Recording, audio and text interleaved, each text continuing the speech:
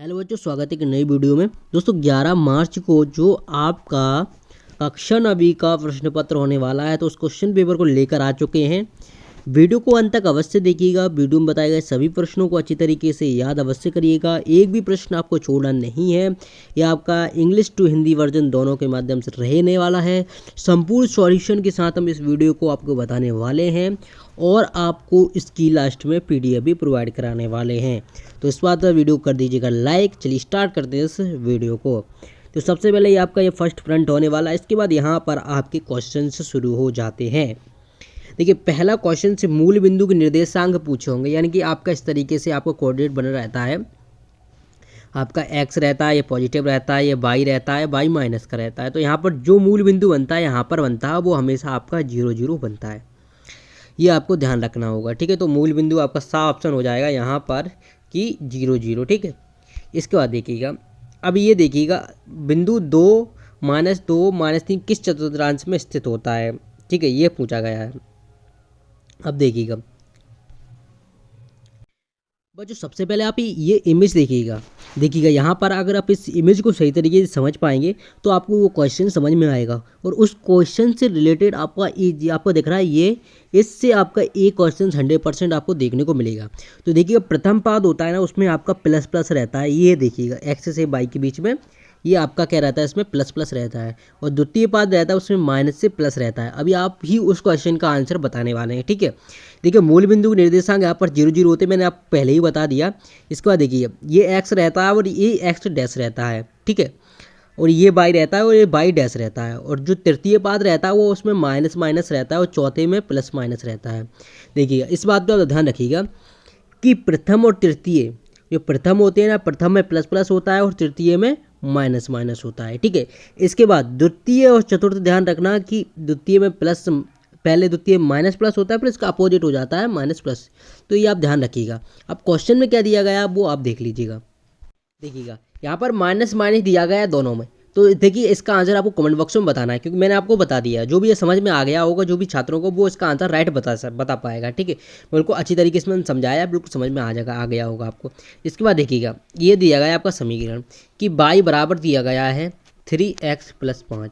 तो ये क्या है, इसके एक अद्वितीय हल होगा, क्या केवल 2 हल होंगे, या परिमित रूप से अनेक हल होंगे, या फिर कोई हल नहीं होगा। तो देखिए, इसका राइट आंसर हो जाएगा कोई हल नहीं होंगे, ठीक है। चलिएगा, अगला क्वेश्चन से दिया गया यहाँ पर y बराबर a का आलेख एक सरल रेखा है। तो देखिएगा, इसका राइट आंसर आपका क्या हो जाएगा। यहाँ पर देखिएगा, यहाँ पर पूछा गया कि x अक्ष के समांतर है, या y अक्ष के समांतर है, या फिर x अक्ष के लंबवत है, या फिर y अक्ष के लंबवत है।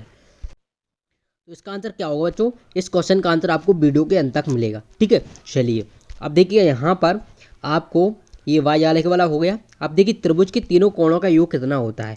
तो सभी को पता है कि त्रिभुज की 3 भुजाएं होती हैं। यहाँ पर देखिएगा क्या होती हैं, त्रिभुज में आपकी 3 भुजाएं होती हैं, ठीक है। प्रत्येक क्या होता है, 90 डिग्री का कोण बनता है। ये भी 90 का, 90, ये होती है 27, 270 का होता है, नहीं होता, ठीक है। क्या होता है, त्रिभुज के तीनों भुजाएं क्या होती हैं बच्चों, यहाँ पर बनती हैं 60 की, ठीक है। तो इसका कोण हो जाएगा,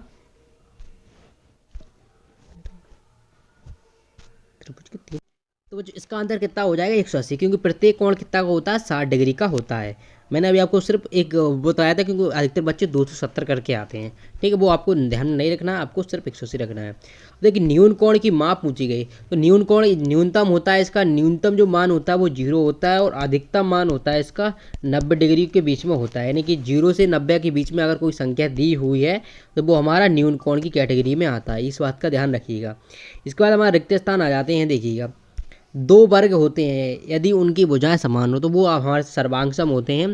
देखिए, 2 वर्ग हैं आपकी, उनकी भुजाएं, यानी कि 2 आपके जो वर्ग हैं, देखिएगा ये आपका वर्ग है, तो वर्ग क्या होगा, सर्वांग सम हो गया। यानी कि देखिए, ये भी भुजा बराबर होती है, ये भी और ये भी, चारों भुजाएं बराबर होती हैं, तो वो क्या होता है आपका समरूप होता है, सॉरी सर्वांग सम होता है। तो इस तरीके से आपका हो जाएगा। इसके बाद समकोण त्रिभुज की सबसे बड़ी भुजा, देखिए समकोण त्रिभुज की सबसे बड़ी भुजा कर्ण होती है, आपको पता होगा। देखिए, ये आपका क्या हो जाएगा, लंब, ये आपका आधार हो जाएगा, और ये आपका कर्ण होगा।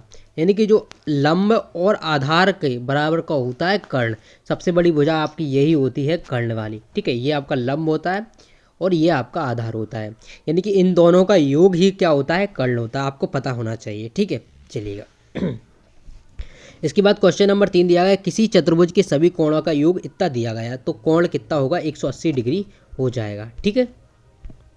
बच्चों अगर आप भी कक्षा 10वीं जो हमारा 10 टॉपर बैच उसमें ज्वाइन होना चाहते हैं तो उसके लिए क्या करना होगा, आपको इन दोनों दिए गए नंबर पर कॉल करना होगा। आपके लिए लाइव क्लासेस दिए जाएंगे, वीडियो क्लासेस दिए जाएंगे, डाउट क्लासेस दिए जाएंगे, MP बोर्ड टॉपर के नोट्स दिए जाएंगे, साथ में नोट्स एंड स्टडी मटेरियल दिया जाएगा, वीकली टेस्ट दिया जाएगा। जैसे ही आपका जो 9th क्लास का रिजल्ट जारी किया जाएगा उसके बाद एक क्लासेस स्टार्ट हो जाएंगी। आप लोगों के लिए बेहतरी क्लासेस डिजिटल बोर्ड पर की जाएंगी। तो इस ग्रुप को आपको ज्वाइन करना होगा। ये ग्रुप दिया गया है, इस ग्रुप की लिंक आपको वीडियो को डिस्क्रिप्शन में मिल जाएगी। आपके बेहतर तैयारी के लिए, ये मात्र आपकी बेहतर तैयारी के लिए इस ग्रुप को आपको ज्वाइन करना है और इस क्लासेस को आपको ज्वाइन करना है। मात्र 999 में आपको साल भर पढ़ाई कराई जाएगी। बिल्कुल आपको यहाँ पर एकदम बेसिक से एडवांस तक पढ़ाया जाएगा, बिल्कुल कंप्लीट आपका सिलेबस कराया जाएगा। आपको ऐसा लगेगा कि 10वीं में आप अगर अच्छे नंबर गेन करना चाहते हैं तो एक बार यहाँ पर जरूर अवश्य ज्वाइन करें। देखिएगा इसके बाद हमने ये सारे क्वेश्चंस कर लिए हैं। इसके बाद देखिएगा ये दिया गया आपका कि किसी चतुर्भुज के सभी कोणों का योग होता है। देखिएगा अब यहाँ पर आपका देखिएगा मैंने बताया था आपको, एक मिनट बैक हो गया है। देखिएगा यहाँ पर मैंने आपको पहले ही बताया कि जो आपका त्रिभुज होता है, त्रिभुज के कोणों का योग कितना होता है। आदमी कंफ्यूज होता है 270 में, सर इसका 270 नहीं, 270 इसका नहीं होता है, ये रॉन्ग आंसर है इसका। देखिए प्रत्येक भुजा 60 की होती है, कितनी होती है, 60 डिग्री की होती है। तो इसका राइट आंसर हो जाएगा 180 डिग्री। क्या हो जाएगा, 180 डिग्री हो जाएगा, ठीक है। अब सभी चतुर्भुज यानी कि चतुर्भुज जिसकी 4 भुजाएं हैं, कितनी है, 4 भुजाएं, यहाँ पर इसकी चतुर्भुज है, यानी कि इसका कितना राइट हो जाएगा आपका 360 डिग्री हो जाएगा। कितना हो जाएगा, 360 डिग्री हो जाएगा, ठीक है। प्रत्येक भुजा इसकी कितनी होती है, 90 डिग्री की होती है। प्रत्येक भुजा कितनी होती है इसकी, 90 डिग्री की होती है, यानी कि चारों भुजाएं को योग करेंगे तो 900 आपका 336 हो जाएगा, ठीक है। चलिएगा अगला क्वेश्चन देखिएगा, एक त्रिभुज की मध्यिका उसे 2 बराबर भागों में विभाजित कर दी। क्योंकि इसमें थोड़ा डाउट है इसलिए हम नहीं बता रहे इस क्वेश्चन को, क्योंकि गणित में थोड़ा भी डाउट हो जाएगा तो वो आपका क्वेश्चन बिल्कुल गलती हो जाएगा, ठीक है। चलिए इन दोनों क्वेश्चन के आंसर आपको देखिए, जो 3 क्वेश्चन बचे उनके आंसर आपको PDF पे मिल जाएंगे। बस आपको वीडियो को अंत तक देख रहे हो तो आपके लिए बेनिफिट वाली वीडियो हो रही है। 3 असंरेख बिंदुओं से होकर वृत्त खींचे जा सकते हैं। देखिएगा अब आपका कोई बिंदु है, ये हमारा बिंदु है, असंरेख बिंदुओं से यानी कि 3 आपके असंरेख बिंदु हैं इस तरीके से हैं, और असंरेख बिंदु है।